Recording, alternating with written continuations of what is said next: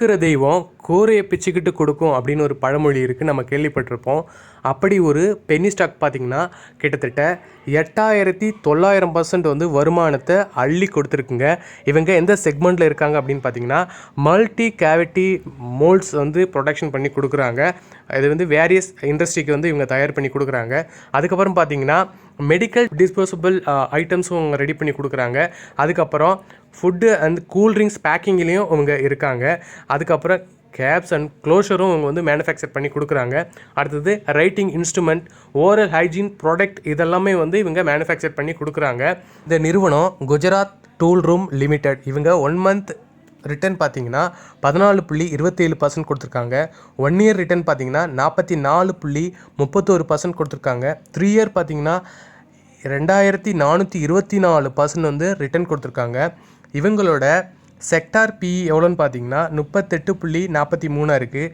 ஆனால் இவங்களோட பிஇ பார்த்தீங்கன்னா 13.41 இருக்குது. இது என்ன சொல்ல வருது அப்படின்னா, இவங்க இன்னமும் அதிகப்படியான க்ரோத் போகிறதுக்கான வாய்ப்பு இருக்குது அப்படிங்கிறத சொல்ல வருது.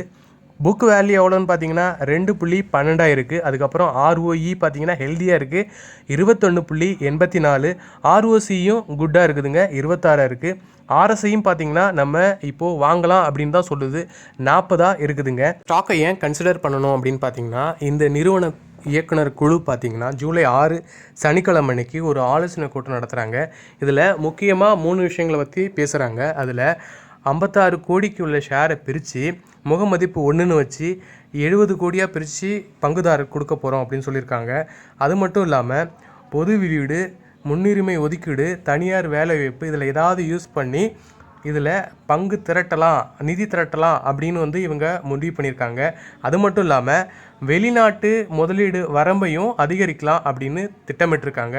இதுபடி பார்த்தீங்க அப்படின்னா ஷேரோட மதிப்பு பார்த்திங்கன்னா இன்னும் அதிகமாகிறதுக்கான வாய்ப்பு ரொம்ப அதிகமாக இருக்குது. அதனால் இந்த ஷேரை வந்து நீங்கள் உங்கள் வாட்ச் லிஸ்ட்டில் வச்சுக்கோங்க.